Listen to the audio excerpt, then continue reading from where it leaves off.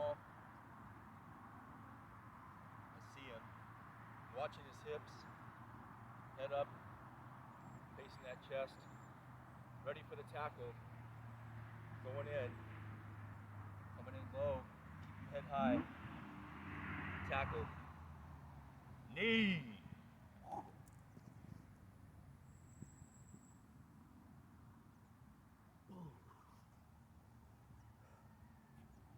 Where'd he go? First thing in my mind, I missed the tackle. I look down, he's in the end zone. Faded. Dizziness, sickness, butterflies, vomiting, instant feeling of death.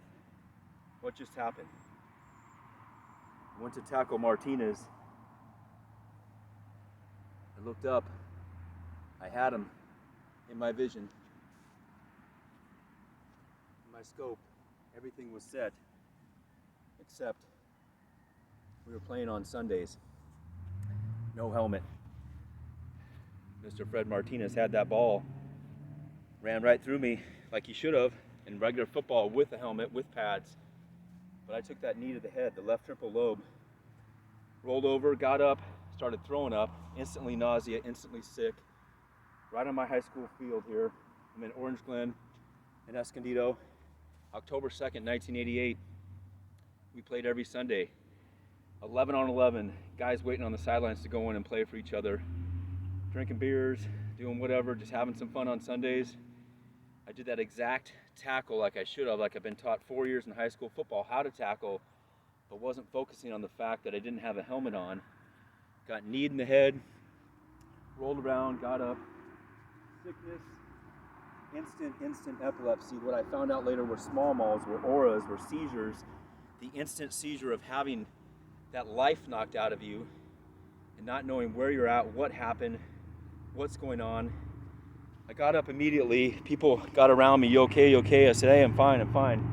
Everything's fine. I got to the sidelines over here, said I'll take a break. People were still concerned, but good friends are good friends, and football players are football players that keep playing. Went over to the sidelines, found some water. Back in the day, we had a fountain over there. Got a drink, came back, started throwing up right away. Instant epilepsy, instant seizures. Hit right there. My buddy said, hey, we got to go to the hospital. Tony said, we're going to the hospital. That's the last thing I remember. I got in his car, and they said I started having a grand mal seizure. Just freaking out. That was on a Sunday. I woke up on a Wednesday with friends all around me, family. I thought it was maybe 1 hour later on Sunday, but it was Wednesday. 3 days later, I was completely stunned, completely knocked out, and they were going to do brain surgery on me. My head was just swollen, major headaches, major pain. They said they got it down to control the seizures and control the problem. I was in a coma for 3 days. Woke up thinking it was Sunday, it was Wednesday. They had me all tubed up, everything in and out. That was the most painful thing, was you having everything tubed up in you. But I had friends around me, I had family around me, and I didn't know what happened. They explained about the knee to the head, about the seizures, about the epilepsy. I want to bring it here today, and even though I had to sneak on this field right now, probably illegally in San Diego County, but I snuck on the old high school football field to bring back a memory, to not let you forget about your past and take over inside, because from that day forward I had seizures, I had epilepsy. I didn't have any grand mal seizures for probably 3 years, but during that time I had those seizures, I had that problem. I had that inability to understand what was going on, but every time I didn't know what was going on, I felt like I was having an out-of-body experience. I was having what's called a small mal seizure, and those feelings of auras in your mind, and I was just understanding that this is not right. It feels like death. Each and every time I experienced death over 1,000+ times in my life because of those auras. The butterflies in the stomach start on a scale of 1 to 10. That was my 1, that was my 2. The tingling down my left side was a 3 or 4. The understanding that I didn't know where I was, what was going on. I lost track of my mind. I didn't understand how things were happening and why they were happening. I couldn't talk. I couldn't remember names. I was confused. 4, 5, 6, 7, 8, or 9. It just got worse. A slurred speech turned into grand mal seizure. I only had a few grand mal seizures in my time, but I'm bringing it back here to help you understand out there, these are obstacles in life. these are the objectives that we have in life. I lost my ability to drive later in life. I lost my ability to function normally. I was on medication for 10 years, having major side effects on the medication. And after 10 years of being able to function somewhat normally, the seizures came back. I had 2 epileptic car accidents, grand mal seizures in the racquetball court, in the weight room, and anywhere and everywhere I went, it was an understanding that this was not going to go away. I had to focus on my life and understand that the problems that I was going through that led to more addiction, escapism, drinking, just had the efforts in life, and I didn't want to face life anymore.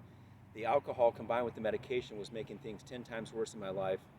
And as they got worse, I drank more, I escaped more. I ended up losing my job because of DUIs, lost my house, lost my marriage, lost everything. And the fact that I never, ever, ever once said, oh, I have epilepsy, I have a problem. I was never able to face my problems. I was never able to face the issues I had in life. The only time, it took me nearly over 20 years, so from 1988 until 2008, when I had my 3rd DUI in a 5-year period, I finally woke up and said, hey, I have a problem. And I don't only have a problem with the alcohol, but with the epilepsy. I had brain surgery in 2007, but right in 2008 and 2009 time period, these seizures came back, and they came back full throttle. I had multiple grand mal seizures in the racquetball court, in the weight room, cracked my head open in the locker room one time in Vista LA Fitness, and just had the efforts in life, and drank and drank and drank for another 3 years. I had to sell my racquetball gear, I had to sell everything. I couldn't work out. Every time I worked out, I had seizures. The weird thing was, if I stayed drinking, and I stayed on a routine path of bars and drinking 5-6 nights a week, it seemed to almost, the seizures were not there. They were inside me as small malls, but the grand malls were not happening anymore until I started getting healthy again. So when there's a major disruptive pattern in my life, especially when I had epilepsy, if I stopped the drinking, I would have seizures. And those are called delirium tremors. For some may know about those DTs, but at the same time, even when I stopped drinking and I got healthy and the seizures were controlled, I was sober for a while, but I still had the seizures. Even a month sober, 2 months sober, the seizures kept coming back. Finally, in 2011, I woke up at the beach one day in Carlsbad here, taking a run, getting healthy, feeling good. I had my last seizure. I got in the car, and after having that seizure in the car, not driving, but in the car itself, parked in Carlsbad, I finally said enough was enough. I took the area in my life, and it's somewhere and anywhere that I learned it in books and videos and movies, Wayne Dyer, people just saying, just be the controller of your own destiny. I had to do what's called a Control-Alt-Delete and reset my mind, reset my life. Say I have to eat better, I have to live my life better, stay on a straight path, pray, get to church again, focus, health. Got my last DUI in 2012, and that entered my sobriety stage, forceful sobriety in a crazy way. I had an ankle bracelet for 6 months, so that helped. Couldn't drink, got sober, got cleaned up through meditation and changing my lifestyle. Meditation, awareness, and prayer is what I call it, MAP. Meditation and manifestation, awareness and attitude, prayer and or positive thinking, and I focused on being my own leader, not a follower. I needed to say this is enough. Enough is enough. I got off medication in jail. Crazily enough, I was in jail for 6 weeks for my 4th DUI in 11 years.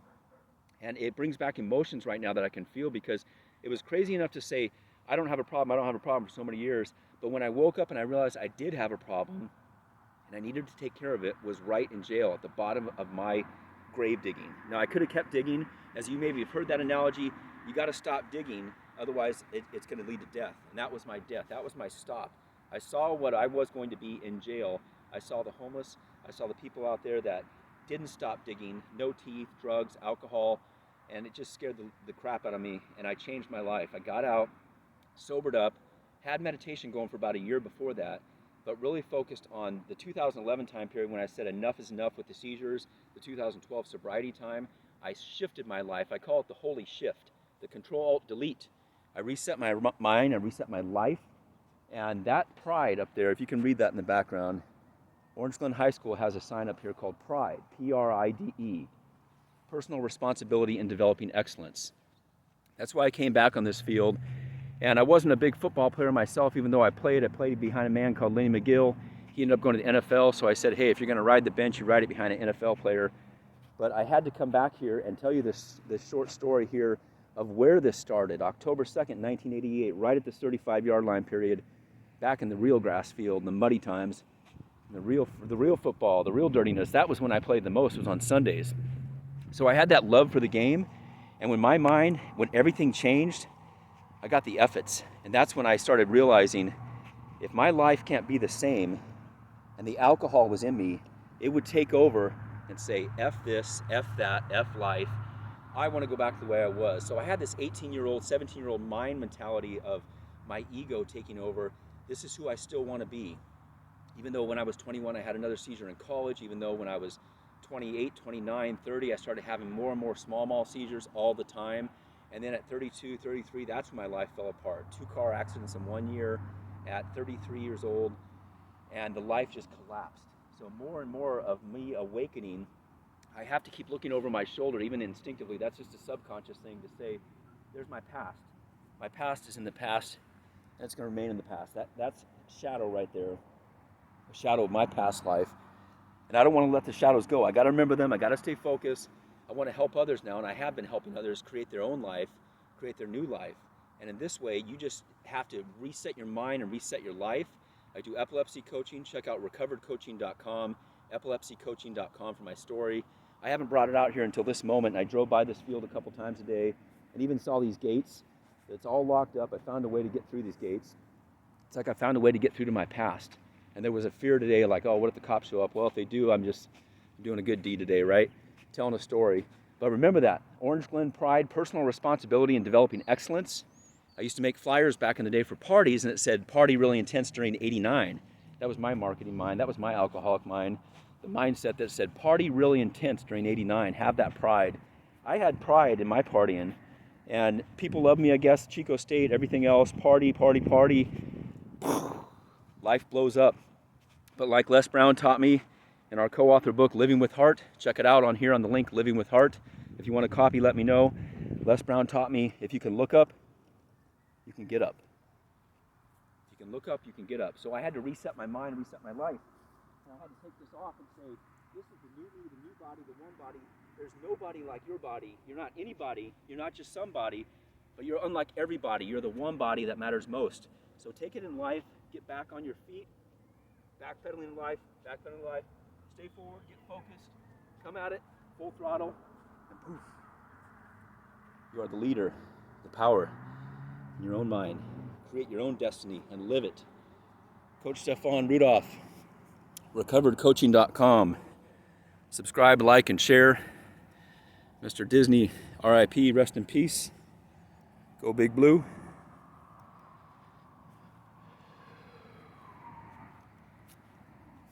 Take a moment to breathe. Get your meditation in daily. Meditation, manifestation, awareness and attitude, prayer and or positive thinking. 2 hernia surgeries, a pulmonary embolism, 3 endoscopies, 20 plus years of epilepsy, 2 epileptic car accidents, multiple grand mal seizures in the racquetball court, weight room, locker room, got a scar for that, brain surgery that didn't work, divorce, bankruptcy, homelessness. Every step in my life that I'm taking now that I'm telling you is a part of my past. Learn from it. The jail that I did, the 6 weeks I chose, could have bailed out for $250. I said nope. I stayed in Vista Jail for 6 weeks, and I learned and I grew to see where I didn't want to be. So if you see right now where you don't want to be in life, take pride in yourself, personal responsibility in developing excellence. Be the leader of that destiny in you, in your heart, your mind, and your soul, and connect the dots. As the sun sets over here, the sun will never set in your life until you give up. Never give up. If you can look, you can get up. Peace.